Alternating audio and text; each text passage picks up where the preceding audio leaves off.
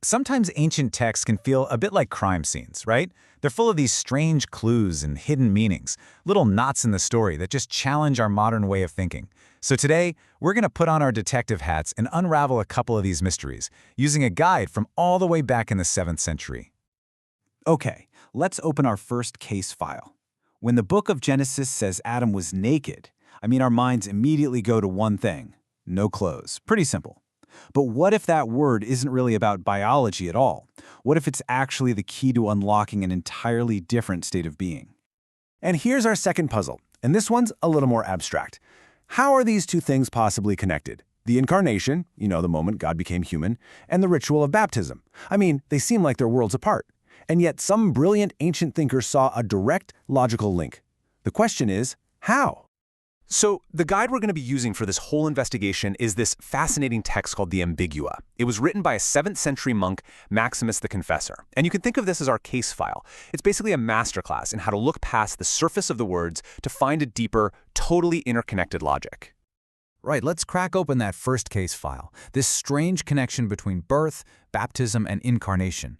The logic connecting these three is, well, it's surprisingly elegant once you see how it all fits together. Okay, so this is where the investigation gets really interesting. According to Maximus, the plan was never for humanity to be born in the biological way we are now. The original destiny, the whole point, was a spiritual birth, a direct jump into a divine state, something that was meant to be freely chosen. But well, that's not what happened. Over on the left, we see Adam's choice. He went for the superficial, the sensory, instead of the spiritual. And the consequence of that was a totally new kind of birth, material, mortal, and, in the pretty stark words of the text, a life like mindless beasts. This is our fallen state. Now look over to the right. Christ enters this exact same state. He accepts that same bodily birth, though without sin. And then he voluntarily goes through baptism, creating a pathway back to that divine inheritance we had lost.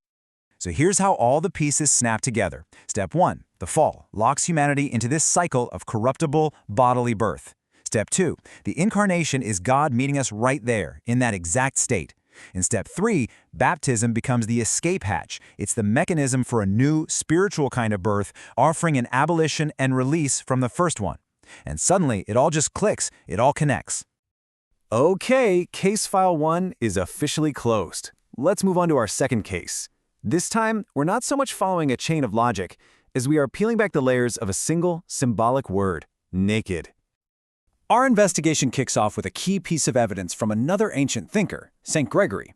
He says Adam was naked in his simplicity and in a life devoid of artifice. Now that is our central clue. Words like simplicity and without artifice, that's pointing to something way deeper than just not wearing clothes, right? Yeah, we really have to adjust our whole perspective here. We're not just talking about a person in a garden. We're exploring an idea about humanity's original intended nature, a mode of existence that is almost alien to us now. And this is where we see just how deep the concept goes. Maximus unpacks this idea of nakedness into 3 totally distinct layers. First, a life without artifice, no need for technology or clothes or even houses. Second, a non-contradictory body, one that wasn't at war with itself, totally free from decay. And third, and this one's wild, a mind without barriers, an intellect that could perceive divine reality directly, without the filter of our 5 senses. So, we've cracked 2 very different puzzles, one of logic, one of symbolism. But what's the common thread here? What's the master key that unlocks both of these things? This is the real takeaway. For a writer like Maximus, the goal was never about just finding a single correct answer. The entire point of these puzzles was to change the reader's perception, to train your mind to see a deeper, spiritual reality hiding just behind the words on the page. And yeah, this method actually has a name: contemplative anagogy. Think of it as reading for elevation, not just for information. It's the practice of allowing a text to lift your understanding to a higher, spiritual plane. This is the master key Maximus was using to solve these ancient puzzles. And all this really leaves us with a provocative question, doesn't it?